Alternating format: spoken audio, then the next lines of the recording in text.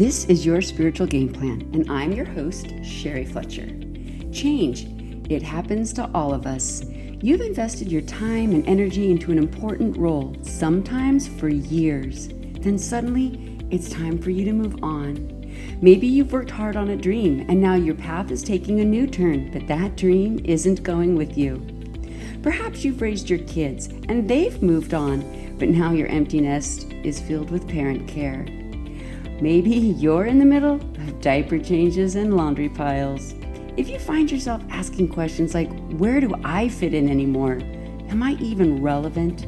How do I find my purpose now? You are in the right place. This is the show for women in a season of transition. I believe that while your roles in life will change, your purpose is eternal. I'm here to help you understand just how intentionally you were made by a creator with a game plan. Through interviews with inspirational guests, we'll discover ways to help you unlock the purpose God placed in you, develop a game plan for your life's calling, and embrace the intentional masterpiece you were created to be. Today, I'm going to be talking with Sheila Muscan, the host of Captivate podcast and the author of Finding Your Voice, a 40-day guide to rediscovering your purpose, passions, and priorities. Do you fully see the possibilities God placed in you? I know my fear and doubt are big obstacles. Sheila wants to help you rediscover those possibilities. They've been there all along, but there are seasons when we tend to lose our voice or we choose not to use it. She's committed to sharing her story of overcoming and rising from the ashes in order to inspire you into brave action. Sheila, I am so thankful that you're joining us today. You're joining us from Nashville, so thank you so much for coming on with me. I am so excited to be here. Thanks for having me. I love chatting with you, so I think it's going to be fun. Absolutely. You and I share a common passion in our ministries, and that is that we really want others to grasp just how wonderfully they're made and understand that they were created on purpose for a purpose. And I love the title of your devotional, Finding Your Voice, a 40-day guide to help women rediscover their purpose, passions, and priorities. And I put emphasis on that word rediscover because it's been there all along. And that is just such a powerful thing for us to grasp. And there's going to come times when we lose our voice. There's going to come times in seasons of transition where we don't feel like we have a purpose, but your word rediscover is so powerful. So I would love for you to share with us a little bit about you and your family, and then how you yourself have been on a journey to rediscover your voice. Yeah. So I'm so glad you called that, because actually that's very purposeful, the fact that I put rediscover. But I'll go into that a little bit later. So yeah, my name is Sheila, and my family and I live currently in just outside of Nashville, Tennessee. When I talk long enough, I'm sure people are going to pick up on my accent, and it's not a Southern accent. Both my husband and I are from Europe, and we moved to the States in 2007. So we've been living here for about 13 years. Both of our kiddos were born here. We first lived in Virginia and then moved to Tennessee in 2015. And so we live outside of Nashville on 8 acres, which is kind of unheard of in the place that we're in Williamson County. But we really wanted just big land, and we love it, really enjoy it. And we have 2 kids, Natalie and James. And as far as like profession goes, I've been a professional performing artist from the time I was 18 years old. Traveled to a lot of different countries, really enjoyed doing that. And that's been kind of like the part of me rediscovering my purpose. I always felt like the music was gonna be a big part of my life, but I didn't necessarily see how God was gonna use that to really help me find my own purpose, and that is to really encourage people to find their own purpose and their value in Christ. And so that's what I've been doing specifically for the last I would say about 5 years on my own, because I was traveling with a larger group, a music group before that. but it was about 5 to 7 years ago that I started going out on my own. And it was a very, very scary step. But the more I started singing and sharing a little bit of my story and testimony, the more doors opened, and the more opportunities to be able to share my own story, and for people to kind of see their own story in my own. And I never forget the first time I shared my full testimony, and there were like 10 women lined up, and almost every single one of them said, I feel like you were talking about me. Like, I feel like I could see myself so much in your story. And so that was kind of like the beginning of me rediscovering what my purpose is, because along the way, I think it's not only, first of all, I had no clue at the beginning of if I even had a purpose. I honestly didn't believe I did. And that's because of my abusive background. But then, along the way, you hear so many voices that, we listen to in the world, and we think, well, maybe I should be doing this, or that person is doing that. Oh, maybe I should try that, or maybe that's my purpose. And when we really want to discover our purpose, I think the first step is to go to the source of all purpose, which is God, because He knows why He created us and what we're here for. And so that's where it all started for me. Now, it took a while, and I feel like it's still an ongoing process that we have to figure out day to day, but that's where it all started for me. And you share more detail in your book about your story and your past. Yes, well. I share a lot of stories in my book, and I was a little bit like afraid. I'm like, oh my goodness, I'm being very vulnerable here. Yeah. But people have responded in a very good way. So, well, they see real. We're attracted to real, and then how God has gone. He gives them hope, to see where God has been with you through that whole time. So let's have a quick break and do some fun facts about you. So if you had a choice between two superpowers, being invisible or flying, which one would you choose and why? Oh man, that's a tough one, because I feel like both of them have, like, I want both. But I actually thought about this the other day. I was watching a show. I don't know if you've ever heard of Castle. I'm drawn to like detective mystery shows. And in the show, there was an episode where they discovered like technology for like an invisibility cloak. And so it's basically like you put on a suit that makes you look invisible.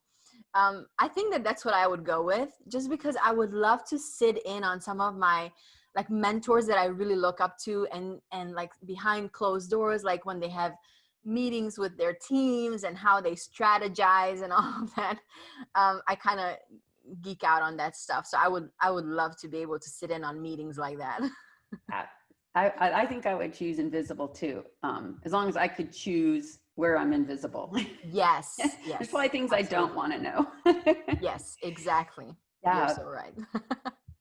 One of the things that's been powerful for me in grasping, how intentional God created me, is looking back in my life as far back as I can go and see where I was actually living out my purpose at a young age. So I'm going to ask you the same thing. How far back can you go when you think about it, and see the very purpose you're living out today has always been a part of who you are? I mean, if I would say all the way back to my very early childhood, because I feel like it really set me up to be able to, I guess, understand people coming from different directions, and understanding that not everybody sees things the way that I do. So I grew up, I'm ethnic Hungarian, but I was born in Romania, which means that I was like, it was not my native country, right? And very early on, first of all, I grew up bilingual. So I was right away be able to talk in 2 languages, and which gave me, the ability to be able to learn new languages as I grew. But very quickly, I realized that my family didn't do things the way that other families did around me, because we were not in our own countries. It also exposed me to quite a bit of bullying because Romanians and Hungarians at the time, because of the whole historic, what happened in the past, they were not getting along very well. And so, you know, in the schoolyard with other kids, I always remember being made fun of because I was Hungarian and I kind of stuck out like a sore thumb. But I think that, you know, that realization as early on as a child, that people come from different backgrounds, they look at the world differently, they deal with things differently, really set me up to be able to then, you know, when I started traveling all over the world, to realize that just because we're different, it's not bad, it's actually a good thing, and that there is still a commonality in all of us. And then also just because of the hard background that I come from. So it's not only that I grew up, you know, in a under communism, which was happening at the time in Romania, which was already a very unsettling time to be in. But I also grew up in a highly abusive home. And so all the abuse that took place as a child, I feel like prepared me to be more compassionate with other people, and also to be more resilient myself in facing hard times. And so I think if I had to pick one time, it would have to go all the way back to when I was just 5 years old and start being aware of what is happening around me. Yeah. I love that. And you know, all of us, I think, go through certain times of being bullied, and how at the time, you know, it's never fun, but then how God can use it to strengthen us. It also brings out awareness, you know, being able to see it and be aware of it happening. And so I just love hearing people's stories like that and seeing how God, you know, used from day one, he had set you up, and how he's planned all that away, or all along the way. It's inspiring. Yeah, and I think it's, you know, many times when we're in the middle of it, we can't see it, but when we really take a step back, we can see how strategic God is in everything that he does, you know. And so I definitely can see that in my own story, that he is writing a bigger story. Yeah, I love that.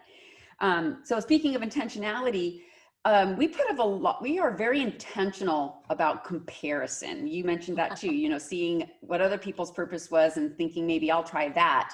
We really spend a lot of time in being very intentional in our comparing.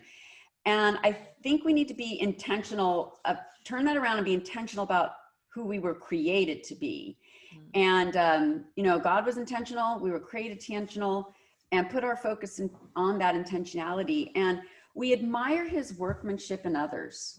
You know, I admire what he does in your life, and I can see it, and it's wonderful. But then why is it so hard to look at ourselves with that same admiration? Yeah. Oh, that's a great question. And I love how you said that we're intentional in our comparison, because I think we many times tell ourselves that we're not, that it happens by accident. But I think that you are so correct. I think that we do it intentionally, because we focus so much of our time constantly measuring ourselves. And I think it's not a good thing either way. Like, because I think sometimes when we compare ourselves and we feel better about ourselves than the person we're comparing ourselves to, then we become judgmental. Yeah. And then when we feel less than, then it puts this whole, like, I honestly don't think anything can hold us back more in really chasing after what God has in store for us than us feeling less than the person next to us. Right. And to answer your question of why we have such a hard time seeing the value in ourselves, I think probably a lot of it has to go back to either our childhood. So I know for me personally, over and over again, I heard the story growing up that I was not wanted, right? Like my mother had an abortion before me. She was going to have an abortion with me. And from the time I was a young child up until I left my house, my parents' house, I heard the story of this underlying story that you're not wanted, you're not valuable, you don't have anything to offer. And so I internalized that and made it my own story and put my meaning behind it, meaning like my life has no meaning. My life has no purpose. How could I possibly have any value if my own parents didn't see value in me? So for many of us, I think it starts back there. And then for other people, it's as we're growing up, right? We start listening to outside voices, and we allow those voices to really create our identity. And I think the more we look around to everyone else to validate who we are, the more lost or the harder it is for us to see our own uniqueness, right? And so I just think that it's always, anytime we take our eyes off of God and who he tells us that we are through his word, because he tells us all over the Bible who he created us to be, right? Victorious, right? We're not victims. He's already conquered on our behalf. So we should live as victorious. We should live free. We should use our giftings and talents to impact people around us. So if we look, we find all over the Bible who God tells us that we are. But it's easy for us to really get lost in the ocean of voices out there, because again, it's as we're comparing, if we see that somebody is more successful than we are, it's easy for us to think that, well, if I did things their way, then I'm going to be also more successful. And nothing can be further from the truth, because when we live out of alignment with who we really are, we might become successful in the eyes, like we might look successful or look like the part, but we're not, in our heart of hearts, we don't really feel like we are. Yeah, that is so true. And it's true, like you said, the ocean of voices, because there's times when I think of admiring myself, you immediately hear, oh man, you are so vain, or who do you think you are? And you allow those voices to hold you back from being who God created me to be. You don't want to come across as prideful. But a lot of times when those voices come into my head, I go back to it, a moment when my daughter was a flower girl. And she's in her dress and she's just twirling and twirling, and her arms are spread out wide, and she got this big smile on her face. And she was in my sister's wedding, and as far as she was concerned, like that whole day was all about her. And people would come up and they'd say, you're so pretty, or you did such a good job. And she would just smile and say, I know. I love that. And no one thinks that little 5-year-old's being vain. No one would say, when she says, I know, no one's going to go, man, you're conceited to that 5-year-old. And yet we lose that innocence of being that girl that can twirl in who God made us to be, when we start accepting the fear and the rejection and those voices.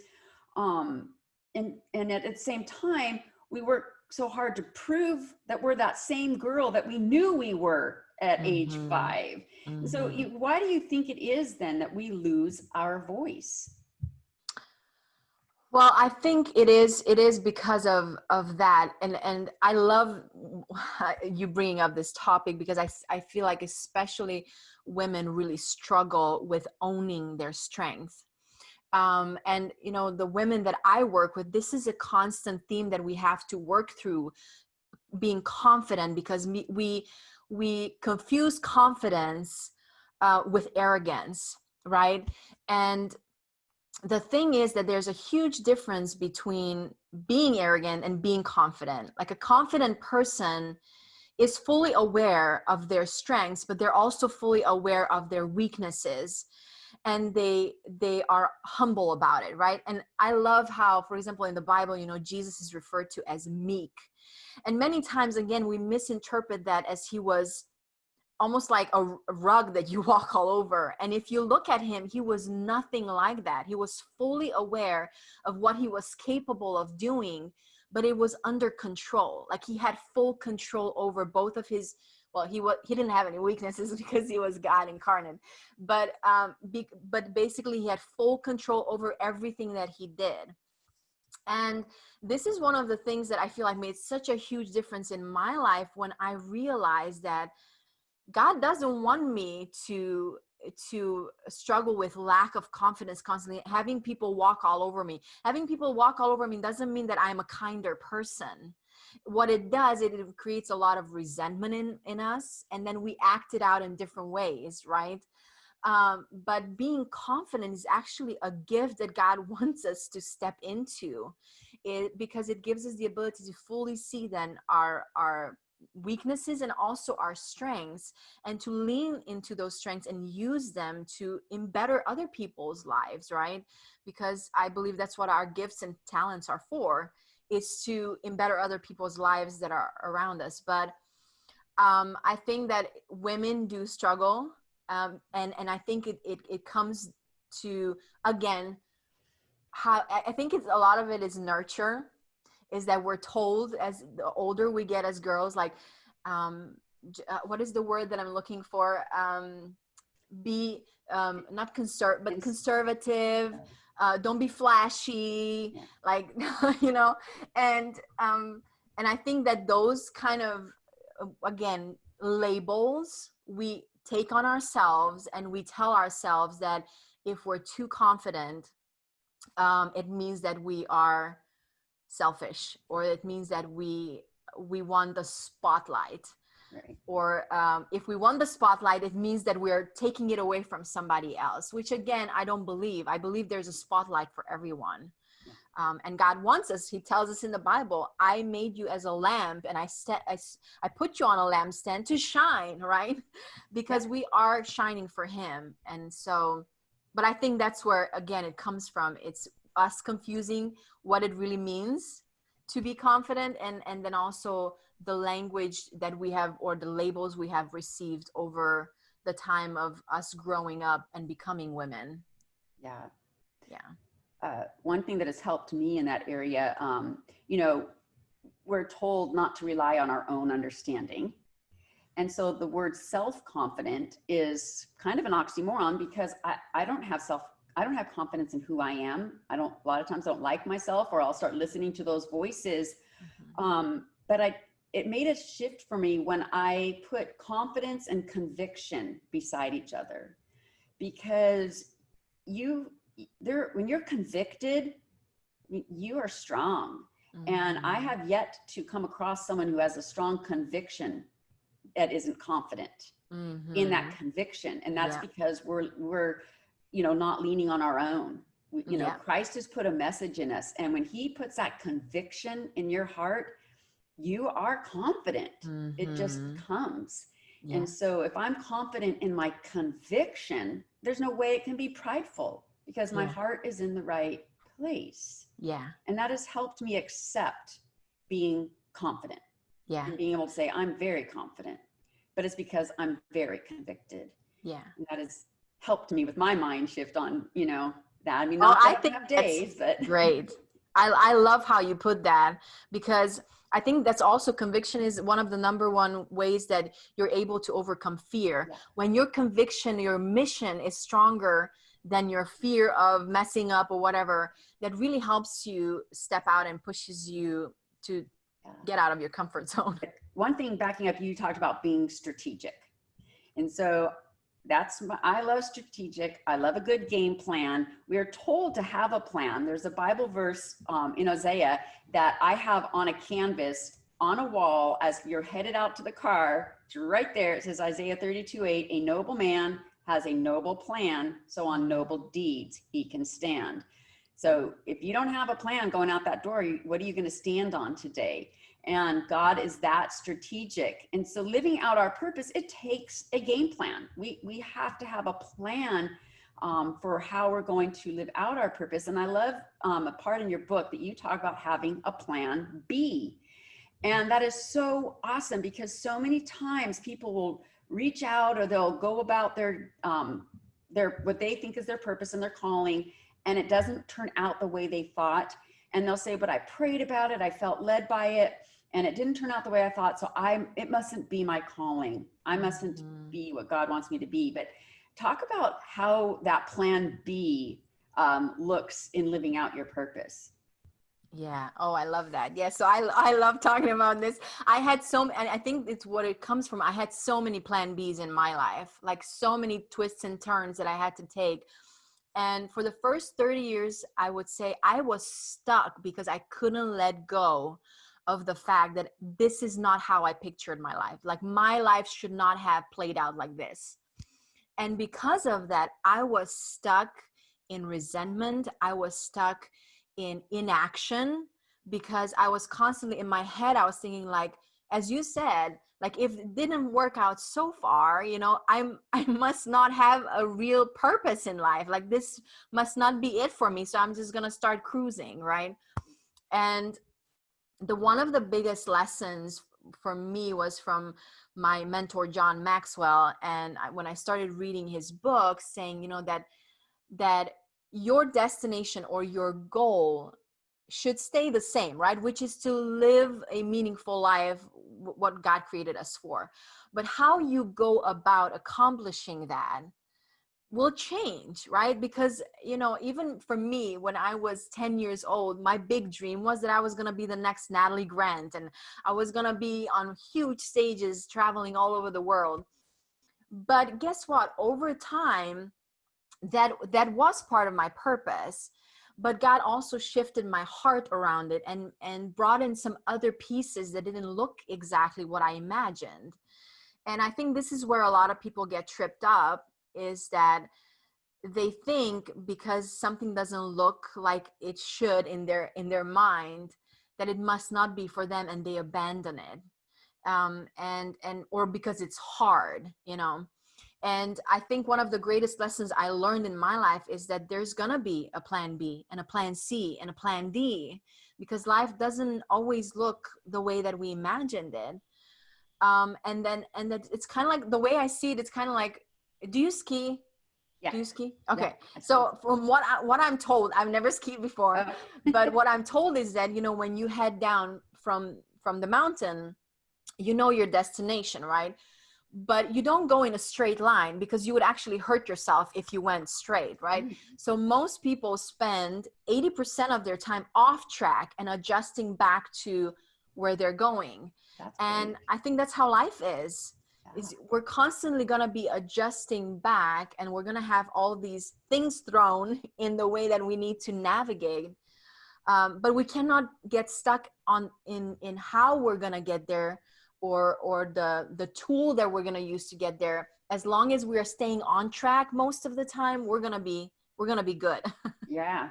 Yeah. And throw into that ski metaphor, there's things on the slope called moguls. Have you heard of moguls? No. They're bumps. Okay. They're bumps. And so some people like to hit them just right. I personally didn't like them. So I had to I would adjust. If I saw the bump coming up, I would go around. So yeah, that's what my mind went with that. I'm like, well, yeah, life is like a ski, and there's moguls, and there's things in the way. And it will feel like you're spending most of your time off track. Yeah. But as long as you have the ultimate goal in mind, it's like a rudder that helps you just kind of keep getting back to where you're supposed to be. Yeah. So like I mentioned earlier, you have a section in your book where you called it Blessed Potential. And it was in all caps, and I highlighted it and I put it in my journal because I need that. I need that really bad. There are days when I just want to throw in the towel, and it gets so frustrating. But I think about it when I think of my kids. Like a lot of times I think they have so much potential, and they're not living up to their potential, and they're not using the gifts that they have. And then sometimes I just want to ask them, like, why are you not using this awesome gift that you have, this ability? And when I read that paragraph in your book, I literally heard God saying that to me. Like, you get frustrated with your kids, I get frustrated with you. Why aren't you using the potential? So share the concept of that blessed potential. Yeah, so I love the quote that says that God's gift to us is our potential, and what we do with it is our gift back to Him. Yes. I always feel like, at least for me, for the first 30 years of my life, I always felt like, okay, God is in control of my life, which He is, but I was very hands off. Like if something were meant to happen, it was going to happen. If not, like I wasn't very much participating. And for me, a big kind of like mindset shift was the fact that God doesn't want to be the dictator of my life. If he wanted to, he wouldn't have given us the free will, right? But he wants a partnership, and he wants us to also invest ourselves into growing the potential that he has placed within us, and then use it. But I think many times where we again get tripped up is when we start comparing, because when we start comparing, then well, many times what we end up doing is we're comparing our beginning to somebody else's middle, or somebody else's finish, or somebody who's been doing something for so many years already. And we think to ourselves, well, I'm not there. Like, so why would my voice matter? Why would I even bother doing that? It's not going to make much of a difference. Right. But I think that tapping into our potential is one of the most missed things. And again, you have to be intentional about it. It's not going to happen on its own. If we let, right, if you let something just cruise, what happens to it? It deteriorates, right? So anything that you want to grow is going to take effort. It's like pushing something uphill. It's getting out of your comfort zone, something that doesn't feel comfortable. And of course, unless we're very intentional about it, we're not going to pursue it because it feels uncomfortable, right? And we kind of like to cruise in our own comfort zone. But for me, this concept completely changed my life. So when I was 30 years old, I started, first of all, going to a counselor. I really needed to deal with my past. But then being introduced to John Maxwell and his books, and this whole idea that God has placed within each of us potential that we cannot even comprehend, and how we can intentionally bring that out and start using without fear, without comparison, that's when we're going to be most effective. And so the first 30 years of my life, I really struggled, but the last 9 years has been a completely different story, a completely different picture. And I attribute it to the fact that I realized that God placed a lot of potential inside of me, but I also have to be a willing participant in bringing that out. Yeah, I love that. What I heard was you have to pursue your potential to find your purpose. Yes. I like that a lot. I agree. That was great. So we have, you have taken the very topic that you have struggled with, and it's also the same area that you are very talented and blessed with, and that is using your voice. And so before we go today, I would love for you to share with the listeners how God has been using you and your voice to help others with the clarity of finding theirs. Yeah. So it was back in 2012 when I stopped singing by then. So we moved to the States, and I was going through a season of depression. That's when I started seeing a counselor, because I realized that I needed to deal with my past if I was going to let God be able to use me, right? And it was in 2012 when I started singing again. So I was invited to this event, and I sang a couple of songs, and I shared my story. And that's when there were 10 women waiting to talk to me. And I started doing that more and more. And then in 2013, I had my first solo album released. And long story short, I just started singing more, but then I started also speaking more. And that led to being able to become a keynote speaker at different events. And that led to me starting an online community that was really growing quite fast. And so by the time I moved to Nashville at the end of 2015, in 2016, my online community grew to 15,000 followers. But then I had a smaller Facebook group where I had about 700 women. And so today, through all of that, I have an online mentoring business, helping women specifically first figure out what their purpose is, what their life vision is, and work with them figuring out how they want their life to look like, what are their strengths, really honing in on their gifts and talents.